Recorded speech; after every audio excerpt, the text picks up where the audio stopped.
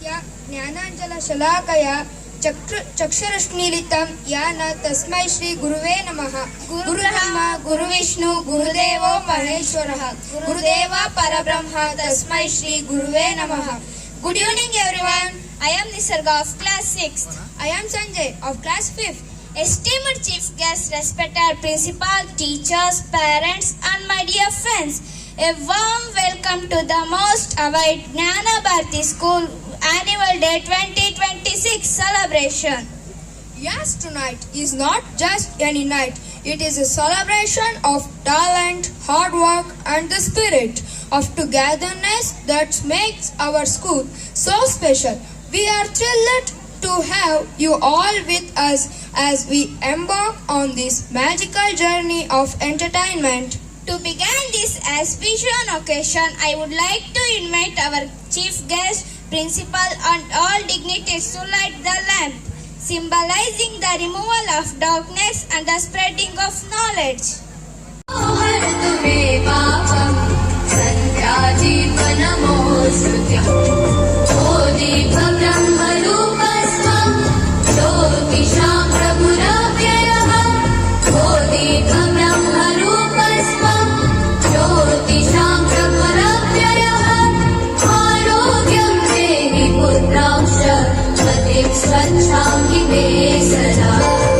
My dear friends, it gives me immense pleasure to stand before you all today on this auspicious occasion of Annual Day of Gnana Bharati School, Dodanagere. On behalf of all the students, I extend a heartfelt welcome to our honorable chief guest, respected teacher, parents and everyone presented here.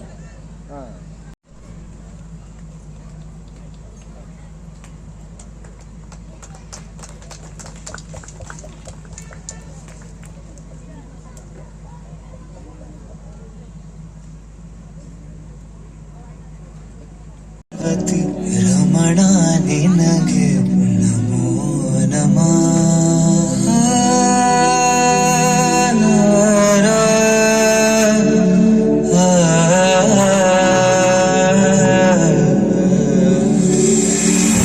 Chandrachud Shivashankara Parvati Ramana ನಿನಗೆ ನಮೋ ನಮಃ.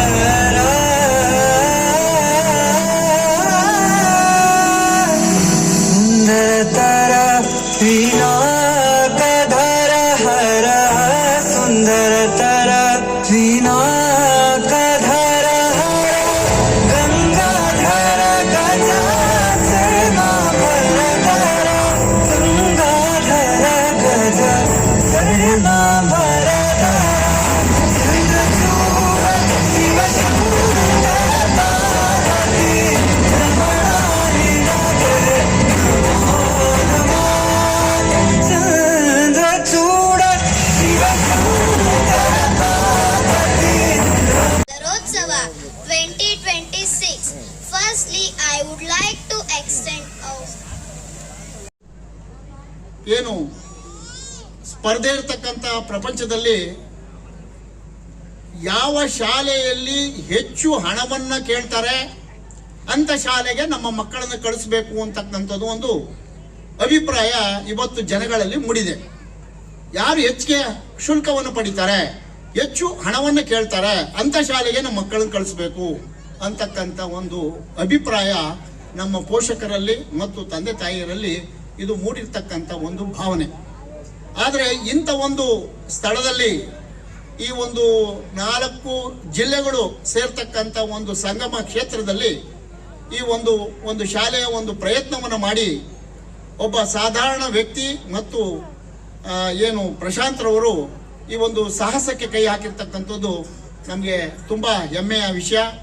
ಅದಕ್ಕೆ ತಾವೆಲ್ಲರೂ ಕೂಡ ಈ ಭಾಗದ ಎಲ್ಲ ಜನತೆ ಮತ್ತು ಪೋಷಕರು, ತಂದೆ ತಾಯಿಯಂದಿರು ತಮ್ಮ ಮಕ್ಕಳನ್ನ ಇಂಥ ಶಾಲೆಗೆ ಕಳಿಸಿ ಈ ಶಾಲೆಯ ಒಂದು ಅಂಬೆಗಾಲಿರ್ತಕ್ಕಂಥ ಶಾಲೆ ಅಂತ ಅಂದ್ರೂ ಪರವಾಗಿಲ್ಲ, ಆದರೆ ಉತ್ತಮವಾದ ಒಂದು ಚಟುವಟಿಕೆಗಳನ್ನು ಮತ್ತು ಮಕ್ಕಳಲ್ಲಿರ್ತಕ್ಕಂಥ ಪ್ರತಿಭೆಯನ್ನು ಅನಾವರಣಗೊಳಿಸ್ತಕ್ಕಂಥ ಅಥವಾ ಪ್ರತಿಭೆಯ ಕಾರಂಜಿಯನ್ನ ಚಿಮ್ಮತಕ್ಕಂಥ ಕಾರ್ಯಕ್ರಮಗಳನ್ನು ಇಲ್ಲಿ ಹಮ್ಮಿಕೊಂಡು ಹಿಂದೆ ನಾನು ಈ ಶಾಲೆಗೆ ಒಂದು ಕಾರ್ಯಕ್ರಮಕ್ಕೂ ಕೂಡ ಬಂದಿದ್ದೆ. ಹಾಗೆ ಇಂಥ ಒಂದು ವಿಶೇಷವಾದ ಕಾರ್ಯಕ್ರಮಗಳನ್ನು ಹಮ್ಮಿಕೊಂಡು ಮಕ್ಕಳಲ್ಲಿರ್ತಕ್ಕಂಥ ಒಂದು ಕಲೆಯನ್ನ ಪ್ರದರ್ಶಿಸ್ತಕ್ಕಂಥ ಕೇವಲ ಓದು ಅಥವಾ ಬರಹ ಇಷ್ಟೇ ಒಬ್ಬ ಮಕ್ಕಳಲ್ಲಿರ್ತಕ್ಕಂಥ ಒಂದು ಪ್ರತಿಭೆ ಅನಾವರಣಗೊಳ್ತಕ್ಕಂಥದ್ದು ಕೇವಲ ಓದಿನಿಂದ ಅಷ್ಟೇ ಅಲ್ಲ, ಅವರ ಮನೋವಿಕಾಸ ಆಗ್ತಕ್ಕಂಥದ್ದು, ದೈಹಿಕ ವಿಕಾಸ ಆಗ್ತಕ್ಕಂಥದ್ದು ಮತ್ತು ಬೇರೆ ಬೇರೆ ಚಟುವಟಿಕೆಗಳಲ್ಲಿ ಅವರು ಭಾಗವಹಿಸ್ತಕ್ಕಂಥದ್ದು, ಅವರ ಬುದ್ಧಿಶಕ್ತಿಯನ್ನ, ಅವರ ಮೆದುಳನ್ನ ಚುರುಕು ಮಾಡ್ತಕ್ಕಂಥ ಕಾರ್ಯಕ್ರಮಗಳನ್ನ ಹಮ್ಮಿಕೊಂಡು ಈ ಒಂದು ವಾತಾವರಣವನ್ನ ಮೂಡಿಸಿರ್ತಕ್ಕಂಥದ್ದು ಮತ್ತು ಈ ಒಂದು ಪುಟ್ಟ ಶಾಲೆಗೆ ತಾವೆಲ್ಲರೂ ಕೂಡ ಪ್ರೋತ್ಸಾಹ ಕೊಡ್ತಿರ್ತಕ್ಕಂಥದ್ದು ನನಗೆ ತುಂಬಾ ಹೆಮ್ಮೆಯ ವಿಷಯ. ಹಾಗೆ ಈ ಶಾಲೆಯ ಎಲ್ಲ ಒಂದು ಬೆಳವಣಿಗೆಗೆ ನಮ್ಮ ಗುರುಸಿದ್ದೇಶ್ವರ ಕೋಆಪರೇಟಿವ್ ಸೊಸೈಟಿಯಿಂದಲೂ ಕೂಡ ಎಲ್ಲ ರೀತಿಯ ಆರ್ಥಿಕ ಸಹಾಯವನ್ನು ಕೂಡ ನಾವು ಮಾಡ್ತಾ ಬಂದಿದ್ದೇವೆ. ಈ ಒಂದು ಕಾರ್ಯಕ್ರಮಕ್ಕೆ ತಾವೆಲ್ಲರೂ ಬಂದಿದ್ದೀರಾ. ಈ ಸ್ಪರ್ಧಾ ಯುಗದಲ್ಲಿ ಇಂಥ ಒಂದು ಶಾಲೆ, ಇಂಥ ಒಂದು ಭಾಗದಲ್ಲಿ, ಕುಗ್ರಾಮದಲ್ಲಿ ಅಥವಾ ಒಂದು ತೀರಾ ಹಿಂದುಳಿದಿರ್ತಕ್ಕಂಥ ಒಂದು ಪ್ರದೇಶದಲ್ಲಿ ಇಂಥ ಒಂದು ಶಾಲೆಯನ್ನು ಮಾಡಿ ಜನಗಳಿಗೆ ಮತ್ತು ಮಕ್ಕಳಿಗೆ ವಿದ್ಯೆಯ ಒಂದು ಕಿರಣವನ್ನ ಅವರ ಮನಸ್ಸಿನಲ್ಲಿ ಮತ್ತು ಅವರ ಬುದ್ಧಿಯನ್ನ ಚುರುಕು ಮಾಡ್ತಕ್ಕಂಥ ಕಾರ್ಯಕ್ರಮಗಳನ್ನು ಹಮ್ಮಿಕೊಂಡು ತಾವೆಲ್ಲರೂ ಕೂಡ ಈ ಕಾರ್ಯಕ್ರಮದಲ್ಲಿ ಭಾಗವಹಿಸಿದ್ದೀರಾ. ಈ ಒಂದು ಕಾರ್ಯಕ್ರಮದಲ್ಲಿ ತಮ್ಮ ಮಕ್ಕಳ ಪ್ರದರ್ಶನವನ್ನು ನೋಡಬೇಕು ಅಂತ ತಾವು ಬಂದಿದ್ದೀರಾ. ಅದರಿಂದ ಆ ಮಕ್ಕಳಲ್ಲಿರ್ತಕ್ಕಂಥ ಕಲೆಯನ್ನ ಈ ಕಲರೋತ್ಸವದಲ್ಲಿ ಅವರು ತಮ್ಮ ಪ್ರತಿಭೆಯನ್ನು ಅನಾವರಣಗೊಳಿಸ್ತಾ ಇದ್ದಾರೆ. ಅದಕ್ಕೆ ತಾವರು ಅದನ್ನು ಕಾತರಾಗಿ ಕಾಯ್ತಾ ಇದ್ದೀರಾ. ಅದರಿಂದ ನಾವು ಮಾತಾಡೋದ್ರಿಂದ ಹೆಚ್ಚು ಪ್ರಯೋಜನ ಇಲ್ಲ. ಅದರಿಂದ ಒಳ್ಳೆಯದಾಗಲಿ ಈ ಶಾಲೆಗೆ ಮತ್ತು ಈ ಶಾಲೆಯ ಎಲ್ಲ ಪ್ರಯತ್ನಗಳು ಕೂಡ ನಮ್ಮ ಎಲ್ಲ ರೀತಿಯ ನಮ್ಮ ಗುರುಸಿದ್ದೇಶ್ವರ ಕೋಆಪರೇಟಿವ್ ಸೊಸೈಟಿಯಿಂದ ಎಲ್ಲ ರೀತಿಯ ಆರ್ಥಿಕ ಸಹಾಯವನ್ನು ಕೂಡ ನಾವು ಮುಂದೆ ಕೂಡ ಮಾಡ್ತೇವೆ ಅಂತಕ್ಕಂಥ ಮಾತನ್ನು ಹೇಳ್ತಾ ನನ್ನ ಮಾತಿಗೆ ವಿರಾಮ ಹೇಳ್ತೇನೆ. ಜೈ ಹಿಂದ್, ಜೈ ಕರ್ನಾಟಕ. ಉತ್ಸವ ಅಂತ ಹೇಳದೆ ಆ ವರ್ಡೇ ಬಹಳ ಕಲರ್ಫುಲ್ ಆಗಿದೆ. ಅಂದ್ರೆ ಈ ದಿನ ಶಾಲೆಯ ಆವರಣದಲ್ಲಿ ನಮ್ಮ ಮಕ್ಕಳು ರಂಗನ್ನ ಚೆಲ್ಲೋ ಅಂತ ಒಂದು ಸಂದರ್ಭವನ್ನ ನಾವು ತಾವೆಲ್ಲ ಕಣ್ತುಂಬಿಸ್ಕೊಳ್ಳಿಕ್ಕೆ ಬಂದಿದ್ದೀರ. ಅಂದ್ರೆ ಇದು ಭಾಷಣಕ್ಕೆ ಸೀಮಿತವಾದ ಸಮಯ ಅಲ್ಲ. 9 ಆದ್ಮೇಲೆ ತಾವೆಲ್ಲ ಮನೆ ಸೇರ್ಬೇಕು ಅಂತ ಕಾಣಿಸ್ತದೆ. ಹಾಗಾಗಿ ಅಷ್ಟರೊಳಗೆ ಕಾರ್ಯಕ್ರಮ ಎಲ್ಲನ ಮುಗಿಸ್ಬೇಕಾಗ್ತದೆ. ಆದ್ರೂ ಬಹಳ ಪ್ರೀತಿಯಿಂದ ಪ್ರಶಾಂತ್ ನನ್ನನ್ನ ತಮ್ಮ ಶಾಲೆಯ ವಾರ್ಷಿಕೋತ್ಸವಕ್ಕೆ ಬರಬೇಕು ಅಂತ ಹೇಳಿದ್ರಿಂದ ನಾನು ಬಹಳ ಅತ್ಯಂತ ಸಂತೋಷದಿಂದ ಬಂದು ಈ ಕಾರ್ಯಕ್ರಮದಲ್ಲಿ ಭಾಗಿಯಾಗಿದ್ದೇನೆ. ಜೊತೆಗೆ ನನಗೆ ಆವಾಗಿಂದ ನಾನು ಗಮನಿಸ್ತಾ ಇದ್ದೆ, ಇದು ಒಂದು ಔಪಚಾರಿಕ ಸಭೆ ಆಗಿಲ್ಲ. ಅಂದ್ರೆ ಈ ಸಭೆ ಸಮಾರಂಭ ಅಂದ್ರೆ ಯೂಶುವಲಿ ಶಾಲೆಯ ಮುಖ್ಯಸ್ಥರು ಮತ್ತು ಉಳಿದ ಹಿರಿಯರು ಈ ಕಾರ್ಯಕ್ರಮವನ್ನು ನಡೆಸ್ಕೊಡ್ತಕ್ಕಂಥದ್ದು ಒಂದು ಪದ್ಧತಿ. ಆದರೆ ಈ ಶಾಲೆಯಲ್ಲಿ ನನಗೆ ಒಂದು ವ್ಯತ್ಯಾಸ ಅಂದ್ರೆ ಬಹಳ ಸಂತೋಷವಾದ ಒಂದು ವಿಚಾರ ನಾನು ಗಮನಿಸಿದ್ದು ಅಂದ್ರೆ ಎಲ್ಲ ಕಾರ್ಯಕ್ರಮಗಳನ್ನು ಕೂಡ ಶಾಲೆಯ ಮಕ್ಕಳ ವತಿಯಿಂದನೇ ಅವರು ಮಾಡಿಸ್ತಾ ಇದ್ದಾರೆ. ಅಂದ್ರೆ ಈಗಿನಿಂದನೇ ಶಾಲೆ ತಮ್ಮ ಮಕ್ಕಳನ್ನ ಹೇಗೆ ಈ ರೀತಿ ಕಾರ್ಯಕ್ರಮಗಳನ್ನ ನಡೆಸ್ಕೊಡೋದು, ಅದರಲ್ಲಿ ಭಾಗವಹಿಸೋದು ಬಹಳ ಮುಖ್ಯವಾದ ಅಂಶ ಅಂತ ನಾನು ಭಾವಿಸ್ತೇನೆ. ಈ ಮೂಲಕ ಸಂಸ್ಥೆಯ ವ್ಯವಸ್ಥಾಪಕರಿಗೆ ಮತ್ತು ಶಾಲೆಯ ಮುಖ್ಯೋಪಾಧ್ಯಾಯರಿಗೆ ನಾನು ಅಭಿನಂದನೆಯನ್ನು ಕೂಡ ಸಲ್ಲಿಸಲಿಕ್ಕೆ ಇಷ್ಟಪಡ್ತಿದ್ದೇನೆ. ಅಲ್ಲದೆ ಆವಾಗಲೇ ಶಾಸ್ತ್ರಿ ಅವರು ಹೇಳಿದ್ರು, ಈ ಶಾಲೆ ಇನ್ನೂ ಅಂಬೆಗಾಲು ಇರ್ತಾ ಇರ್ತಕ್ಕಂಥ ಒಂದು ಸನ್ನಿವೇಶ ಅಂತ ಹೇಳಿ. ನಾನು ಆವಾಗಲೇ ಕೇಳಿದೆ, ಹೌದು, ಈಗಿನ ಕಾಲದಲ್ಲಿ ಮೊದಲಿದ್ದಾಗೆ ಎಲ್ಲೋ ಒಂದು ಗೌರ್ಮೆಂಟ್ ಶಾಲೆ ಅಥವಾ ಅಪರೂಪಕ್ಕೊಂದು ಖಾಸಗಿ ಶಾಲೆ ಇರ್ತಕ್ಕಂಥ ಒಂದು ಕಾಲ ಹೋಗಿದೆ. ಶಾಲೆಗಳು ವ್ಯಾಪಾರೀಕರಣ ಆಗ್ತಾ ಇದೆ. ಅಂದ್ರೆ ಶಾಲೆಗಳ ಮುಖಾಂತರ ಹಣವನ್ನು ಸಂಪಾದನೆ ಮಾಡ್ತಕ್ಕಂಥದ್ದು, ಕೀರ್ತಿಯನ್ನು ಸಂಪಾದನೆ ಮಾಡಲಿಕ್ಕೆ ಒಂದು ಸುಲಭವಾದ ಒಂದು ವಿಧಾನ ಅಂತ ತಿಳ್ಕೊಂಡು ಹಣ ಇದ್ದವರು ಪ್ರೈವೇಟ್ ಶಾಲೆಗಳನ್ನು ಮಾಡಿ ಬಹಳ ಕಲರ್ಫುಲ್ ಆಗಿ ಅದನ್ನ ಅಲಂಕಾರ ಮಾಡಿ ತುಂಬಾ ಖರ್ಚು ಮಾಡಿ ತಮ್ಮನ್ನ ಆಕರ್ಷಣೆಯನ್ನ ಮಾಡಿ ಮಕ್ಕಳನ್ನ ಇಲ್ಲಿ ಸೇರಿಸ್ತಕ್ಕಂಥದ್ದು ತಾವು ನೋಡ್ತಾ ಇದ್ದೀರಾ. ಆದ್ರೆ ಈ ಹಳ್ಳಿನಲ್ಲಿ ಸುತ್ತ ಬಹಳಷ್ಟು 3-4 ಕಿಲೋಮೀಟರ್ನಲ್ಲೇ ತುಂಬಾ ಹಳ್ಳಿಗಳಿದೆ, ಮತ್ತೆ 3-4 ಕಿಲೋಮೀಟರ್ನಲ್ಲೇ ತುಂಬಾ ಶಾಲೆಗಳು ಇದೆ ಅಂತ ಹೇಳಿ ನಾನು ಕೇಳ್ಪಟ್ಟೆ. ಅಂಥದ್ರಲ್ಲಿ ಒಬ್ಬ ಸಾಮಾನ್ಯ ಮನುಷ್ಯ, ಒಂದು ಹಿಂದುಳಿದ ಸಮುದಾಯಕ್ಕೆ ಸೇರಿದವರು ಇಲ್ಲಿ ಶಾಲೆಯನ್ನ ಮಾಡ್ತಾ ಇರ್ತಕ್ಕಂಥದ್ದು ಮತ್ತು ಇದನ್ನ ನಡೆಸ್ಕೊಂಡು ಹೋಗುವಂಥದ್ದು ಬಹಳ ಕಷ್ಟಕರವಾದ ಕೆಲಸ.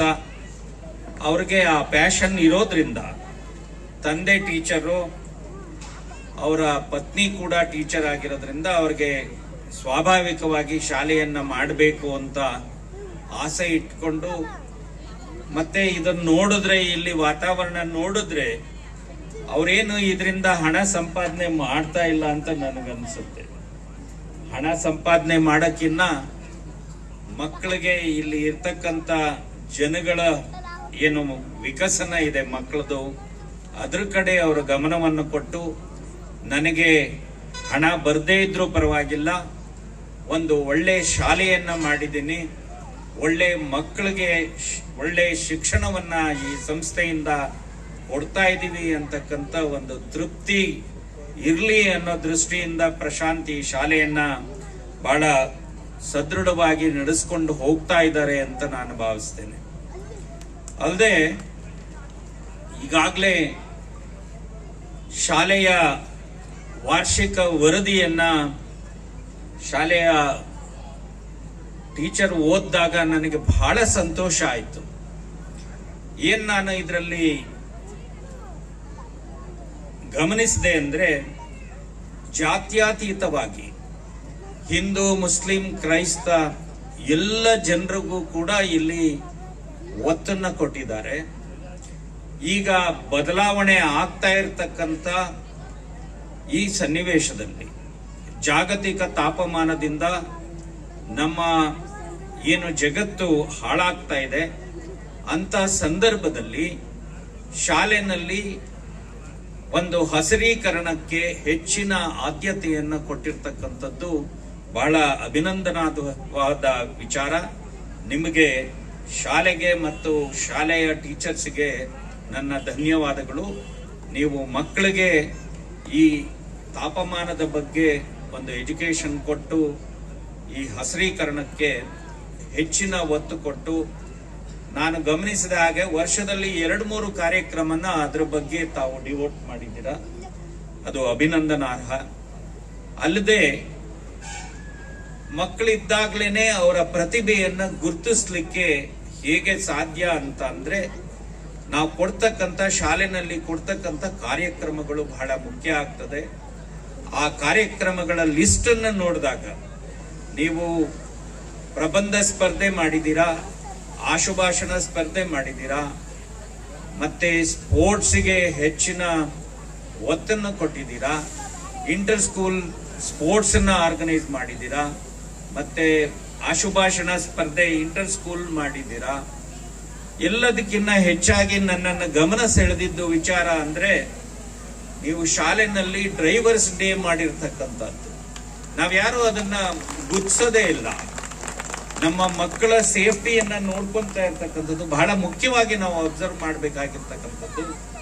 ಶಾಲೆ ಅದಕ್ಕೂ ಕೂಡ ತಮ್ಮ ಗಮನವನ್ನ ಹರಿಸಿ ಡ್ರೈವರ್ಸ್ ಡೇ ಅನ್ನು ಮಾಡಿ ಅವರಿಗೆ ಉತ್ತೇಜನವನ್ನ ಕೊಡೋದು, ಮತ್ತೆ ಅವರ ಸೇವೆಯನ್ನ ಸ್ಮರಿಸುವಂಥದ್ದು, ಮತ್ತೆ ನಾವು ಮಾಡ್ತಕ್ಕಂಥ ಏನು ಈ ಕೃಷ್ಣ ಜನ್ಮಾಷ್ಟಮಿ ಇರಬಹುದು, ಶಾಲೆಯ ಬೇರೆ ಬೇರೆ ಆಚರಣೆಗಳು, ಅಂದ್ರೆ ನಮ್ಮ ಕಲ್ಚರ್ ಅನ್ನ ನಾವು ಎಷ್ಟರ ಮಟ್ಟಿಗೆ ಎತ್ತಿ ತೋರಿಸ್ತೀವಿ ಅನ್ನೋದು ವಿಚಾರದಲ್ಲಿ ಕೂಡ ಶಾಲೆ ಬಹಳ ಗಮನವನ್ನು ವಹಿಸಿದೆ.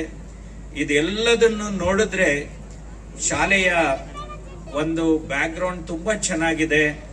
ಟೀಚರ್ಸು ಹೆಚ್ಚಿನ ಆಸಕ್ತಿಯನ್ನ ಎಲ್ಲ ವಿಚಾರಗಳಲ್ಲೂ ಕೊಡ್ತಾ ಇದ್ದಾರೆ. ಇದಕ್ಕೆ ಎಲ್ಲ ಪೇರೆಂಟ್ಸ್ ಕೂಡ ತಮ್ಮ ಸಹಕಾರವನ್ನ ಕೊಟ್ಟಿದ್ದಾರೆ ಅಂತಕ್ಕಂಥದ್ದು ಬಹಳ ಗಮನಾರ್ಹವಾದ ವಿಚಾರ ಅಂತ ನಾನು ಭಾವಿಸ್ತೀನಿ. ಹಾಗೂ ನೀವೆಲ್ಲರೂ ಕೂಡ ಇದರಲ್ಲಿ ಭಾಗವಹಿಸಿರ್ತಕ್ಕಂಥದ್ದು. ಅದಲ್ಲದೆ ಇನ್ನೂ ಒಂದು ಹೆಜ್ಜೆ ಮುಂದೆ ಹೋಗಿ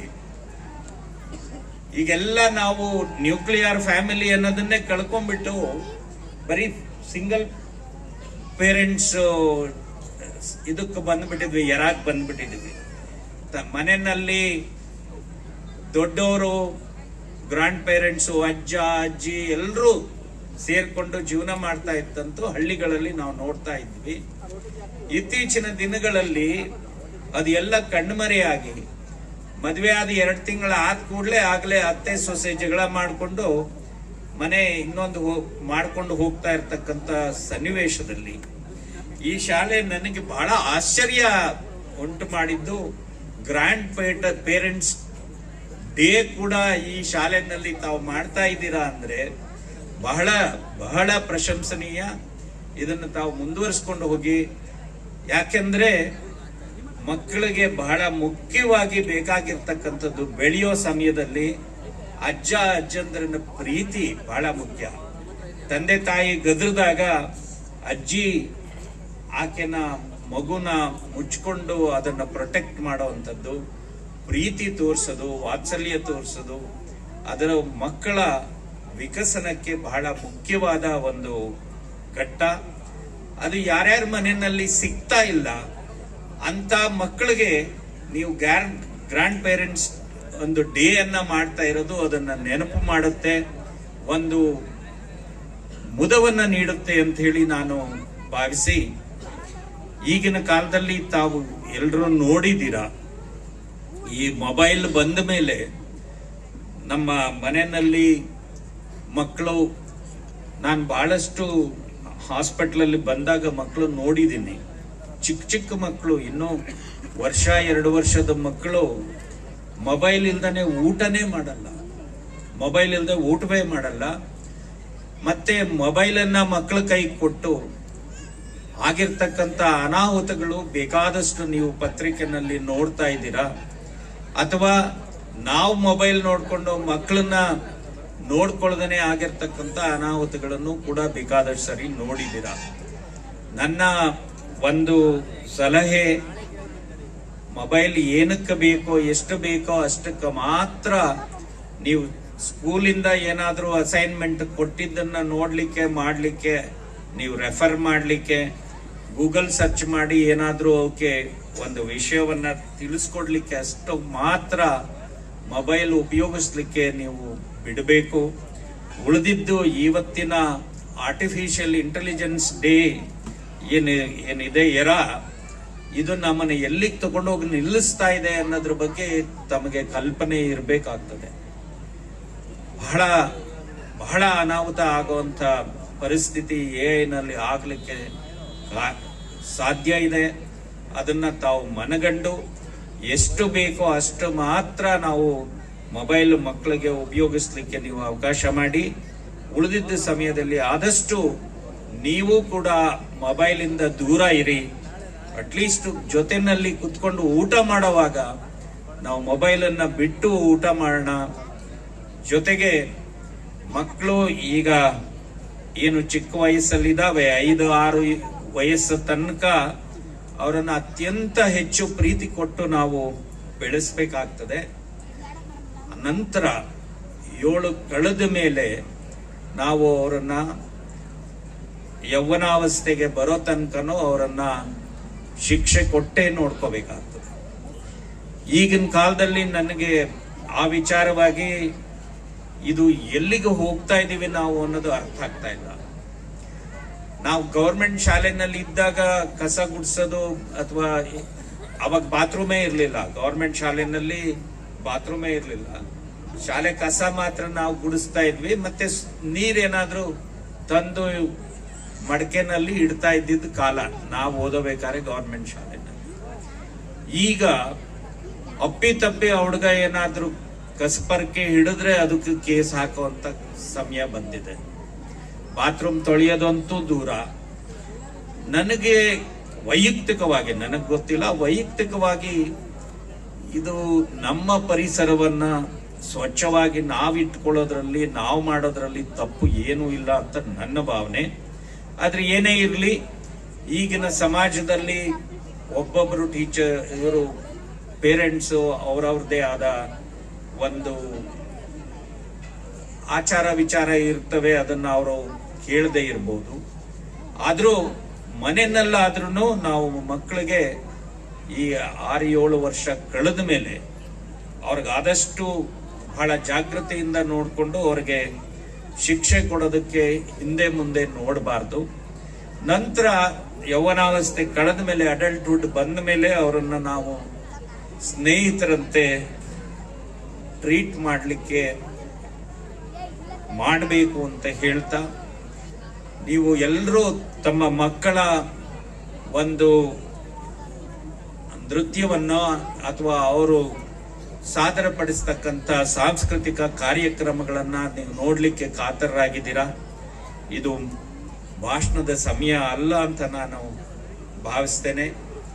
ಆದರೂ ನನ್ನನ್ನ ಅಷ್ಟು ದೂರದಿಂದ ಬಹಳ ಆದರದಿಂದ ಕರೆದು ಈ ಕಾರ್ಯಕ್ರಮದಲ್ಲಿ ಭಾಗವಹಿಸಿ ನಿಮ್ಮ ಜೊತೆ 4 ವಿಚಾರಗಳ ವಿನಿಮಯವನ್ನ ಮಾಡಿಕೊಂಡಿದ್ದಕ್ಕೆ, ಜೊತೆಗೆ ಇಲ್ಲಿಯ ಮಕ್ಕಳ ಒಂದು ಅವರ ಸಂತೋಷವನ್ನ ನೋಡಿ ಆನಂದಿಸಿದ್ದೇನೆ. ಅದಕ್ಕೆ ಅವಕಾಶ ಮಾಡಿಕೊಟ್ಟಿದ್ದ ಪ್ರಶಾಂತ್ ಮತ್ತು ಅವರ ಎಲ್ಲ ಸಂಸ್ಥೆಯ ಇತರ ಟೀಚರ್ಸ್ಗೆ ನನ್ನ ವಂದನೆಗಳನ್ನ ತಿಳಿಸಿ ನನ್ನ 2 ಮಾತುಗಳನ್ನು ಮುಗಿಸ್ತೇನೆ. ಕರೆದಕ್ಕೆ ಪ್ರಶಾಂತ್ ಅವ್ರಿಗೆ ಅಭಿನಂದಿಸ್ತೀನಿ. ನಾನು ಕೆಲವೊಂದು ಪಾಯಿಂಟ್ಸ್ ಹೇಳೋಣ ಅಂತ ಅಂದ್ಕೊಂಡಿದ್ದೆ, ಬಟ್ ಸರ್ ಆಲ್ಮೋಸ್ಟ್ ಎಲ್ಲದನ್ನೂ ಕವರ್ ಮಾಡಿದ್ರು.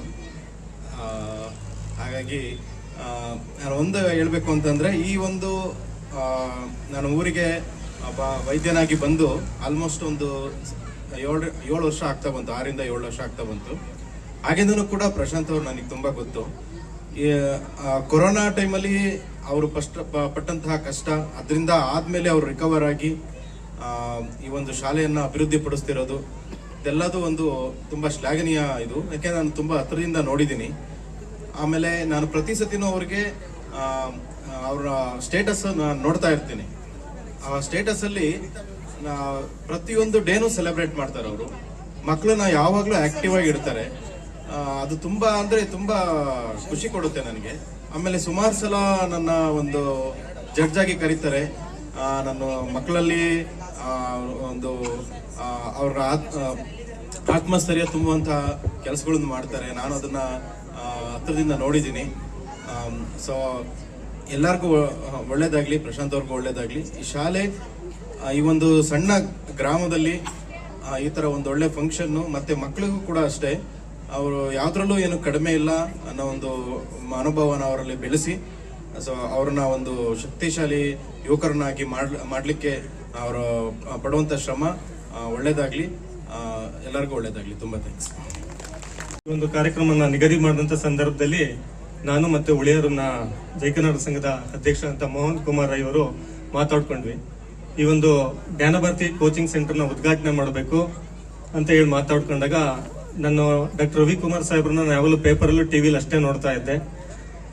ಅವ್ರ ಕಡೆನೇ ಉದ್ಘಾಟನೆ ಮಾಡಿಸ್ಬೇಕು ಅಂತ ಮಾತಾಡ್ಕೊಂಡು ಮೊನ್ನೆ ಏನು ವಿಧಾನಸೌಧಕ್ಕೆ ಹೋದಂತ ಸಂದರ್ಭದಲ್ಲಿ ಅವ್ರ 10 ನಿಮಿಷನೂ ಸಮಯ ಕಾಯಿಸ್ಲಿಲ್ಲ. ಅವತ್ತೇ ಮುಖ್ಯಮಂತ್ರಿಗಳ ಕಾವೇರಿ ಕೃಷ್ಣ ನಿವಾಸದಲ್ಲಿ ಒಂದು ಸಭೆ ಇತ್ತು.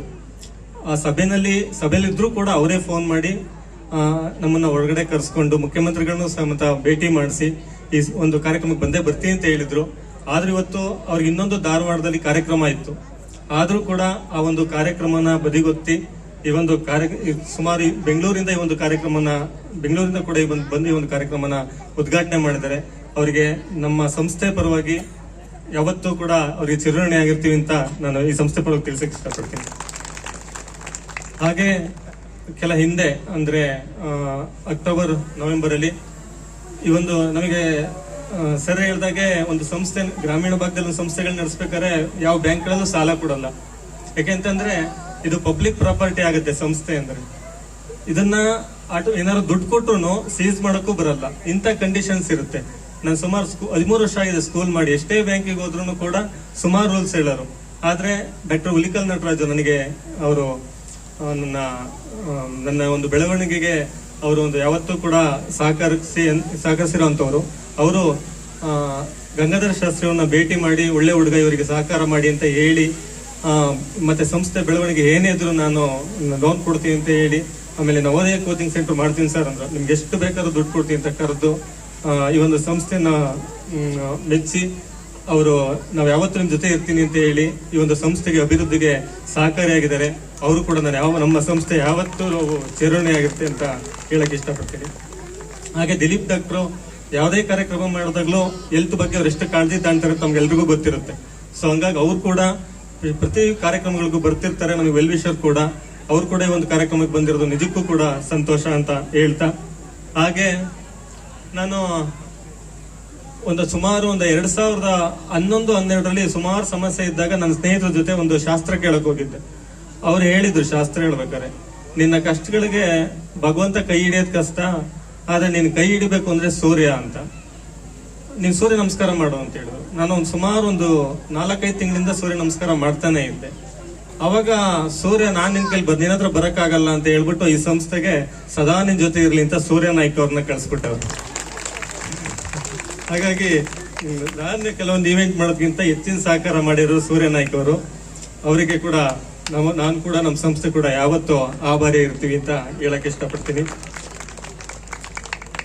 ಡಾಕ್ಟರ್ ರವಿ ಸರ್ ಹೇಳ್ತಾ ಇದ್ರು, ಇದರಲ್ಲಿ ನೀವು ನಿರೀಕ್ಷೆ ಹಣ ಮಾಡಕ್ ಆಗಿಲ್ಲ, ಒಂದು ಸಂಸ್ಥೆ ನಡೆಸಿದೀರಾ ಅಂತ. ಹಣದ ನಿರೀಕ್ಷೆ ಅನ್ನೋದಕ್ಕಿಂತ ಒಂದೇ ಮಾತಲ್ಲಿ ಹೇಳ್ಬೇಕಾದ್ರೆ, ಅನಿತಾ ಅವರು ನಾನು 2012ರಲ್ಲಿ 1-2 ದಿನದಲ್ಲಿ ಡಿಸೈಡ್ ಮಾಡಿ ಮದುವೆ ಆಗ್ಬಿಟ್ವಿ. ಉದ್ದೇಶ ಸಂಸ್ಥೆ ಚೆನ್ನಾಗಿ ಬೆಳೆಸ್ಬೇಕು ಅಂತ. 2012ರಲ್ಲಿ ಮದುವೆ ಆದ್ರೂ ಕೂಡ ಇದು 2025. ಈ ಸಂಸ್ಥೆ ಬೆಳೆಸಿ ಆಮೇಲೆ ನಾವೊಂದು ಮಗು ಮಾಡ್ಕೊಳ್ಳೋಣ ಅಂತ ಹೇಳಿ ಒಂದೇ ಒಂದು ಮಾತು ಹೇಳಿದ್ದೆ. 10 ವರ್ಷ ಒಂದು ಮಗು ಇಲ್ದಿದ್ರು ಈ ಶಾಲೆ ಮಕ್ಕಳು ನಮ್ಮ ಮಕ್ಕಳು ಅಂತ ಬೆಳೆಸಿರೋರು ಅನಿತಾ ಮೇಡಮ್ ಅವರು. ಯಾಕೆಂತಂದ್ರೆ ನಮ್ಮ ಮಕ್ಕಳು ಅನ್ನೋದಕ್ಕಿಂತ ಸಂಸ್ಥೆ ನಮ್ಮ ಮಕ್ಕಳು. ಆ ಸಂಸ್ಥೆ ಬೆಳೆದ್ರೆ 100 ಜನಕ್ಕೆ ಅನುಕೂಲ ಆಗುತ್ತೆ ಅನ್ನೋ ಉದ್ದೇಶದಲ್ಲಿ ಸಂಸ್ಥೆ ಮಾಡಿದ್ದು. ಅದನ್ನೆಲ್ಲ ಕೈ ಹಿಡಿದಿರೋ ಪೋಷಕರು. ಯಾಕೆಂತಂದ್ರೆ ನಗರ ಪ್ರದೇಶದಿಂದ ಮಕ್ಕಳು ಇವತ್ತು ಬರೋ ತರ ಆಗಿದೆ. ಸುಮಾರು 20-25 ಕಿಲೋಮೀಟರ್ ನಮ್ಮ ಸಂಸ್ಥೆ ಮಕ್ಕಳು ಬರ್ತಾ ಇದ್ದಾರೆ. ಕೊರೋನಾ ಸಮಯದಲ್ಲಿ ನೀವೆಲ್ಲ ನಮಗೆ ಕೈ ಹಿಡಿದಿದ್ದೀರಾ. ನಿಮ್ಗೆ ಯಾವತ್ತು ನಾನು ಅಭಿವೃದ್ಧಿ, ನಮ್ಮ ಸಂಸ್ಥೆ ಅಭಿವೃದ್ಧಿ ಅಂತ ಹೇಳಕ್ ಇಷ್ಟಪಡ್ತೀನಿ.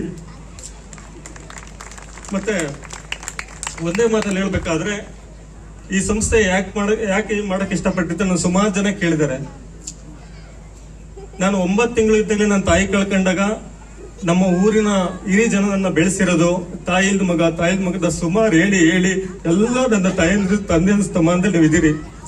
ನನ್ನ ವೈಯಕ್ತಿಕ ಜೀವನದಲ್ಲೂ ನನಗೆ ಸುಮಾರು ಅನುಕೂಲ ಮಾಡಿರೋಂಥ ಜನರು ನಾನು ಇವತ್ತು ಅಲ್ಲ, ನಾನು ಬದುಕಿರೋವರೆಗೂ ನೆನೆಸ್ಲೇಬೇಕಾಗ್ತದೆ. ಹಾಗೆ 2 ನನಗೆ ಆಸೆ ಇತ್ತು.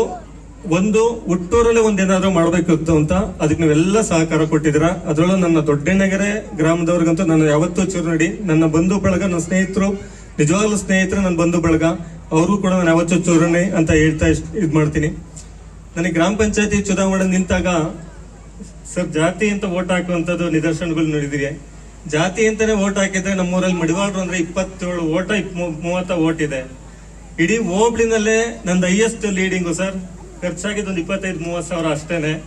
ಆದ್ರೆ 288 ಲೀಡಿಂಗ್ ಅಲ್ಲಿ ನನ್ನನ್ನ ಜನ ಗೆಲ್ಸಿದ್ದಾರೆ. ನಾನು ಅದೊಂದೇ ವಿಚಾರದಲ್ಲಿ ನಾನು ಯಾವತ್ತೂ ಯಾರ ಹತ್ರ ದುಡ್ಡು ಇಸ್ಕೊಳಕ್ ಇಷ್ಟಪಟ್ಟಿಲ್ಲ, ಲಂಚ ಕೊಡ್ಸಕ್ಕೂ ಇಷ್ಟಪಟ್ಟಿಲ್ಲ. ನನ್ನ ಕಷ್ಟ ನನ್ನ ಮತದಾರ ಕಷ್ಟ ಅಂತ ಹೇಳಿ ನಾನು ಇವತ್ತವರೆಗೂ ಇದ್ ಮಾಡಿದ್ದೀನಿ. ಮುಂದೆ ಕೂಡ ಅಷ್ಟೇನೆ.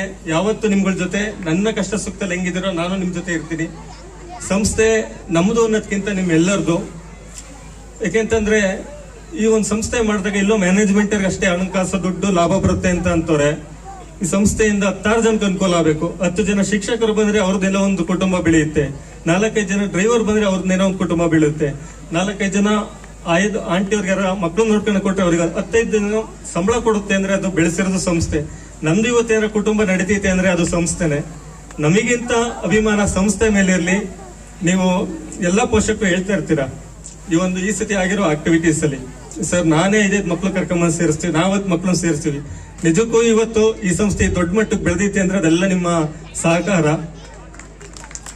ಹಾಗೆ ಗ್ರ್ಯಾಂಡ್ ಪೇರೆಂಟ್ಸ್ ಮೀಟ್ ಕಾರ್ಯಕ್ರಮ ಮಾಡ್ಬೇಕು ಅಂತ ಅಂದ್ಕೊಂಡ್ವಿ. ಬರೀ 4-5 ದಿನದಲ್ಲಿ, ಯಾಕೆಂದ್ರೆ ಎಲ್ಲಾ ಶಾಲೆಯಲ್ಲೂ ಪೇರೆಂಟ್ಸ್ಗೋಸ್ಕರ ಮಾಡ್ತಾ ಇರ್ತಾರೆ.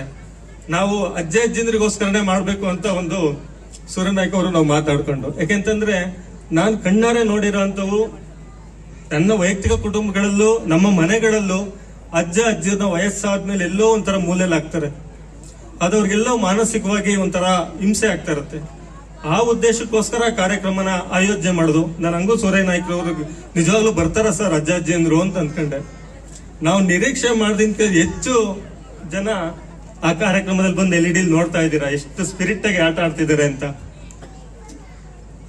ಅದ್ರ ಜೊತೆಗೆ ಒಂದು ಖುಷಿಯಾಗಿದ್ದೇನಂತಂದ್ರೆ ಕೆಲ ಪೋಷಕರು ಅಜ್ಜಿಂದ್ರು 120-130 ಕಿಲೋಮೀಟರ್ ಎಲ್ಲೆಲ್ಲೋ ಬಿಟ್ಟಿದ್ದವರು ಇದು ಅಜ್ಜಿಗೋಸ್ಕರ ಮಾಡಿರೋ ಕಾರ್ಯಕ್ರಮ ಅಂತ ಅವ್ರನ್ನ ಕಾರ್ ಕಳಿಸಿ ಕರ್ಕೊಂಬಂದ್ರಿ. ಆ ಕಾರ್ಯಕ್ರಮ ಮಾಡಿದ್ಕೋ ಸಾರ್ಥಕವಾಯ್ತು. ಅದಾದ ನಂತರ ಸಂಜೆ ನನಗೆ 6:30-7 ಗಂಟೆ ಫೋನ್ ಬಂದು ಕೆಲವು ಪೋಷಕರು ನಮ್ಮ ಸೂರ್ಯನಾಯ್ಕ ಅವರಿಗೂ ಫೋನ್ ಮಾಡಿರು. ಸರ್ ನಾವೊಂದು ನಮ್ಮ ಅಪ್ಪ ಅಮ್ಮನ ಎಲ್ಲೋ ದೂರ ಇಟ್ಬಿಟ್ಟಿದ್ವಿ, ಆ ಕಾರ್ಯಕ್ರಮಕ್ಕೋಸ್ಕರ ಕರ್ಕೊಂಬಂದು ಮತ್ತೆ ಅಲ್ಲಿ ಬಿಟ್ಟು ಬರೋಣ ಅಂತ ಅಂದ್ಕೊಂಡಿದ್ವಿ. ಆ ಕಾರ್ಯಕ್ರಮದಲ್ಲಿ ಚೆನ್ನಯ್ಯ ಅಂತ ನಮ್ಗೆ ರಿಟೈರ್ಡ್ ಲೆಕ್ಚರರ್, ಅವರನ್ನೇ ಈ ಕಾರ್ಯಕ್ರಮಕ್ಕೆ ನಾನು ಗೆಸ್ಟ್ ಆಗಿ ಕರೆದೆ. ಅವರೊಂದು ಮೋಟಿವೇಶನ್ ಸ್ಪೀಚ್ ಗಳನ್ನ ಕೊಟ್ರು. ಆ ಮೋಟಿವೇಶನ್ ಸ್ಪೀಚ್ ಕೇಳ್ಬೇಕಂತ ಪೇರೆಂಟ್ಸ್ ಗಳಲ್ಲೇ ಕಣ್ಣೀರ್ ಬಂತು. ನಾನು ಕಣ್ಣಾರೆ ನೋಡಿದೀನಿ. ಅವ್ರು ಏನು ಕಾರ್ಯಕ್ರಮ ಕರ್ಕೊಂಬಂದಿರಲ್ಲ ಅಜ್ಜಿಯವ್ರನ್ನ ಮತ್ತೆ ಅವ್ರು ಕಳಿಸ್ಲೇ ಇಲ್ಲ, ನಾವು ಮನೇಲೆ ಇಟ್ಕೊಂಡು ಸಾಕ್ತಿವಿ. ನಿಜ ಅನ್ನಿಸ್ತು ಅವತ್ತು ಗ್ರ್ಯಾಂಡ್ ಪೇರೆಂಟ್ಸ್ ಡೇ ಕಾರ್ಯಕ್ರಮ ಮಾಡಿದ್ಕೋ ಸಾರ್ಥಕ ಆಯ್ತು. 4-5 ಕುಟುಂಬಗಳು ಒಂದಾದು, ಅದಕ್ಕಿಂತ ಇನ್ನೇನ್ ಬೇಕಾಗಿದೆ. ಹಾಗಾಗಿ ಈ ಒಂದು ಕಾರ್ಯಕ್ರಮ ನಿಮ್ಗೆಲ್ಲ ಇಷ್ಟ ಆಗಿದೆ ಅಂತ ಭಾವಿಸ್ತೀನಿ. ಮತ್ತೆ ನಾನು ಇವತ್ತಿನ ವಿಚಾರದಲ್ಲಿ ಹೇಳ್ತಾ ಇರೋದು, ಮಕ್ಕಳಿಗೋಸ್ಕರ ಸುಮಾರು ಸಮಯ ಕೊಡ್ಬೇಕಾಗಿದೆ.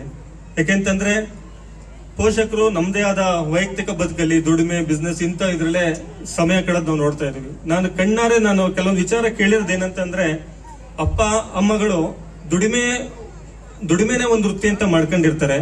ಸರ್ ಹೇಳಿದ್ರು ಇವತ್ತು ಎಂತ ಕೆಟ್ಟ ಪರಿಸ್ಥಿತಿ ಇದೆ ಅಂತ. ಅದು ಹೆಣ್ಣು ಮಕ್ಕಳು ವಿಚಾರ ಮೇಲೆ ಶೋಷಣೆ ಆಗ್ತಿರೋದು ಎಷ್ಟು ಇದೆ ಅಂತ. ಅವರ ದುಡಿಮೆಯಲ್ಲಿ ಹೊರಟಾಗ ಮಗು ಏನ್ ಮಾಡ್ತಿದೆ ಅಂತ ಕೇಳಲ್ಲ.